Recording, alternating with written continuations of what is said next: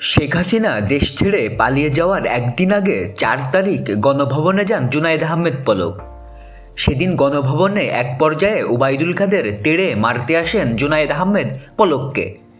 DB হেফাজতে রিমান্ডে থাকা আসামি জুনায়েদ আহমেদ পলক বলেন, সরকার পতনের এক দফা আন্দোলনের শেষ পর্যায়ে ৪ আগস্ট গণভবনে আওয়ামী লীগ এবং এর সহযোগী সংগঠনের নেতাদের সঙ্গে বৈঠক করেন শেখ হাসিনা।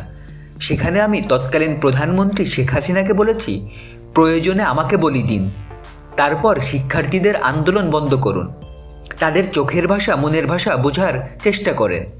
এ সময় সড়ক পরিবহন ও সেতুমন্ত্রী ওবায়দুল কাদের আমাকে তেড়ে মারতে আসেন।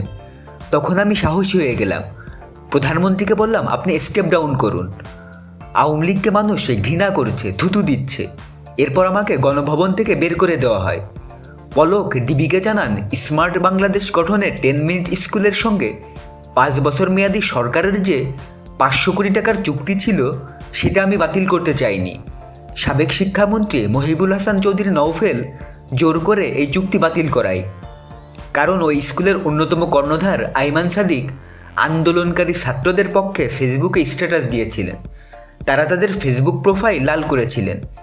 ডিবির জিজ্ঞাসাবাদে পলক বলেন, আমি প্রধানমন্ত্রীকে বাস্তবতা মেনে নেওয়ার অনুরোধ জানালেও তিনি মানতে রাজি হচ্ছিলেন না।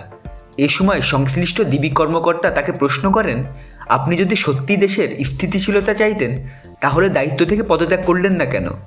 তখন চুপ থাকেন পলক। গ্রেপ্তাররা জানিয়েছেন, দেশে অরাজকতা সৃষ্টির পেছনে সাবেক প্রধানমন্ত্রী শেখ হাসিনা একাই দায়ী, কারণ তিনি আমাদের কারোর কথা শুনতেন না।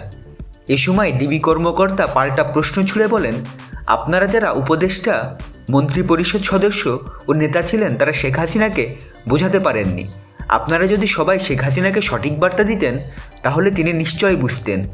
তারপরও আপনাদের কথা না শুনলে আপনারা কয়েকজন পদত্যাগ করতেন। এ সময় তারা ডিবি কর্মকর্তাদের বলেন, আপনারা জানেন না শেখ হাসিনা কত একরোখা মানুষ।